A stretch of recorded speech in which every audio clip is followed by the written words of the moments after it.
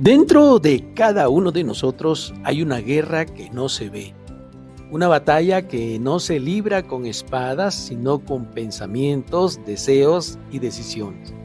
El apóstol Pablo lo conocía muy bien. En Romanos capítulo 7, él abre su alma y dice: no hago el bien que quiero, sino el mal que no quiero, eso hago. ¿Te ha pasado? Quieres avanzar, pero algo te frena. Quieres ser santo, pero tropiezas. Quieres obedecer, pero sientes otra ley dentro de ti que te arrastra al pecado.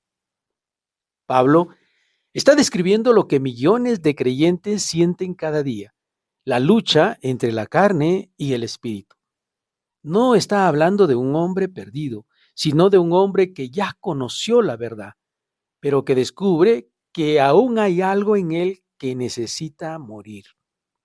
Aquí se revela el misterio de la santificación. No basta con conocer la ley, porque la ley muestra el pecado, pero no puede vencerlo. Yo no conocí el pecado sino por la ley, dice Pablo, pero el pecado, tomando ocasión por el mandamiento, produjo en mí toda codicia. Se comienza narrando el capítulo 7 del libro de Romanos de la siguiente manera: ¿acaso ignoráis, hermanos? Pues hablo con los que conocen la ley, que la ley se enseñorea del hombre entre tanto que éste vive, porque la mujer casada está sujeta por la ley al marido mientras éste vive. Pero si el marido muere, ella queda libre de la ley del marido. Así que si en vida del marido se uniere otro varón, será llamada adúltera. Pero si su marido muriere, es libre de esa ley, de tal manera que si se uniere a otro marido, no será adúltera. Así también vosotros, hermanos míos, habéis muerto a la ley mediante el cuerpo de Cristo, para que seáis de otro, del que resucitó de los muertos, a fin de que llevemos frutos para Dios. Porque mientras estábamos en la carne, las pasiones pecaminosas que eran por la ley obraban en nuestros miembros, llevando fruto para muerte. Pero ahora estamos libres de la ley por haber muerto para aquella en que estábamos sujetos, de modo que sirvamos bajo el régimen nuevo del Espíritu y no bajo el régimen viejo de la letra. ¿Qué diremos, pues? ¿La ley es pecado? En ninguna manera. Pero yo no conocí el pecado sino por la ley, porque tampoco conociera la codicia si la ley no dijera: no codiciarás. Mas el pecado, tomando ocasión por el mandamiento, produjo en mí toda codicia, porque sin la ley el pecado está muerto. Y yo sin la ley vivía en un tiempo, pero venido el mandamiento, el pecado revivió y yo morí. Y hallé que el mismo mandamiento que era para vida, a mí me resultó para muerte, porque el pecado, tomando ocasión por el mandamiento, me engañó, y por él me mató. De manera que la ley a la verdad es santa, y el mandamiento santo, justo y bueno.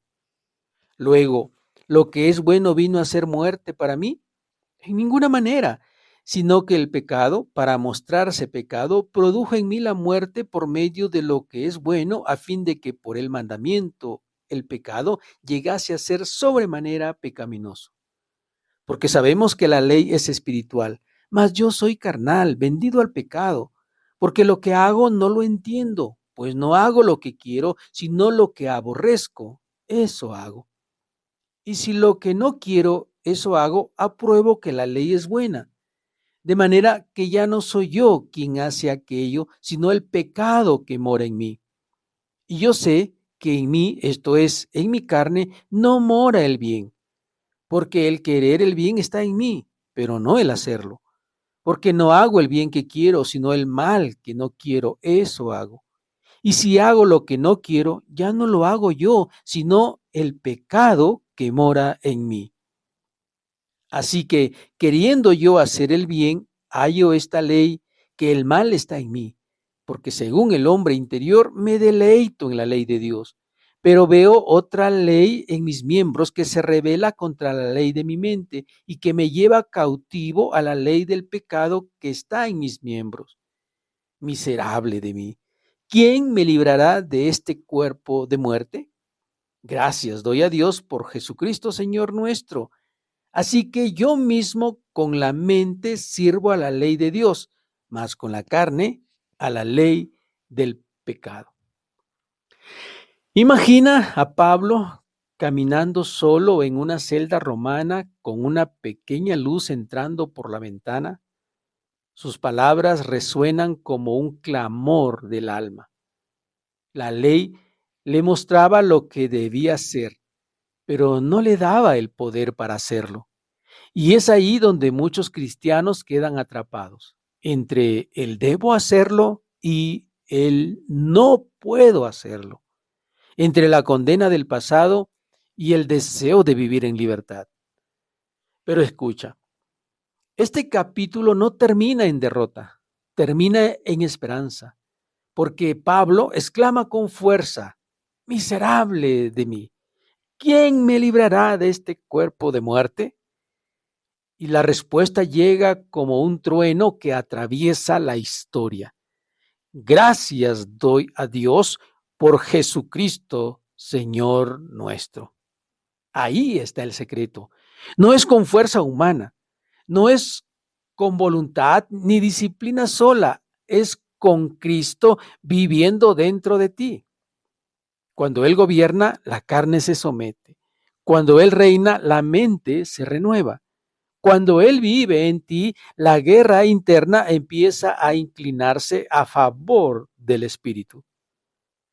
Romanos 7 nos recuerda algo que el enemigo odia, que aunque la lucha es real, la victoria también lo es. Sí, hay una guerra dentro de ti, pero no estás solo. El Espíritu Santo está obrando, moldeando, liberando. Cada vez que eliges obedecer, el reino avanza dentro de ti. Cada vez que te levantas después de caer, el enemigo retrocede, porque Cristo no vino a darte una religión, vino a darte una nueva naturaleza. Y claramente aquí te muestra que esa lucha será permanente, pero ya está ganada. Así que si sientes la batalla, no te desesperes. Eso significa que el Espíritu Santo está vivo en ti. El silencio no es derrota, es el proceso donde Dios está formando un vencedor y ese eres tú. Has vencido, has ganado. El enemigo quiere hacerte creer que estás derrotado por una y otra caída, pero el Espíritu Santo viene para decirte que Él te da esperanza, que te levantarás una y otra vez. Romanos capítulo 7 no es el fin del camino, es el preludio de la vida en el Espíritu. Algo que veremos en el próximo capítulo. El capítulo 8 es extraordinario. Así que mantente firme. La lucha es señal de vida y el que comenzó la buena obra en ti la perfeccionará hasta el día de Cristo Jesús. No te rindas. Puedes caer, pero no estás derrotado. Puedes estar en el suelo, pero te puedes levantar. Por eso las escrituras proclaman una y otra vez, 7 veces cae el justo y Dios lo vuelve a levantar. Quizás te encuentres ahora mismo con la voz del enemigo condenándote porque caíste una vez más. Y para esto se prestan la religiosidad de nuestro tiempo. Las iglesias hoy están más llenas de religiosos que de gracia. La gracia de Dios es mayor. Donde sobreabunda el pecado, allí abunda la gracia de nuestro Señor Jesucristo. Si este mensaje es para ti, no te rindas.